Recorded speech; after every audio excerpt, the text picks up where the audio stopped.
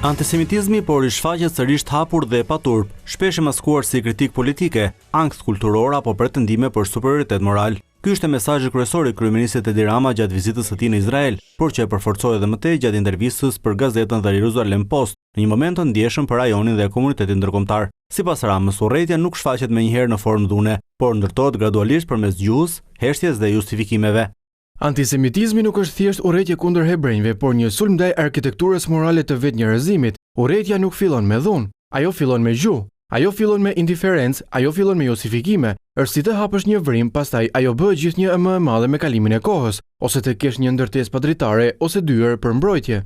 Duke folur për ngjarjet e 7 tetorit dhe luftën në Gaza, kryeministri mbajti një qendrim të prerë ndaj terrorizmit, duke refuzuar çdo relativizim të dhunës.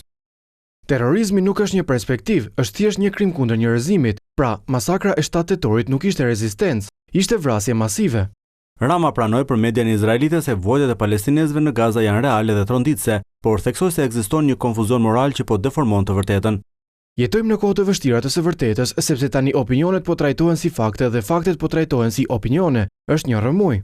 Ai paralajmëroi se paqja nuk mund të ndërtohet mbi neutralitet ndaj terrorit apo mbi turbullimin e vijeve morale. Është shmenduri të turbullosh vijat morale ose të legjitimosh terrorin në emër të proporcionalitetit. Paqja nuk do të thotë dhe nuk mund të nënkuptojë neutralitet ndaj terrorit. Sa i përket marrëdhënieve mes Shqipërisë dhe Izraelit, Rama e përshkroi këtë raport si një misi të veçantë dhe me peshë historike.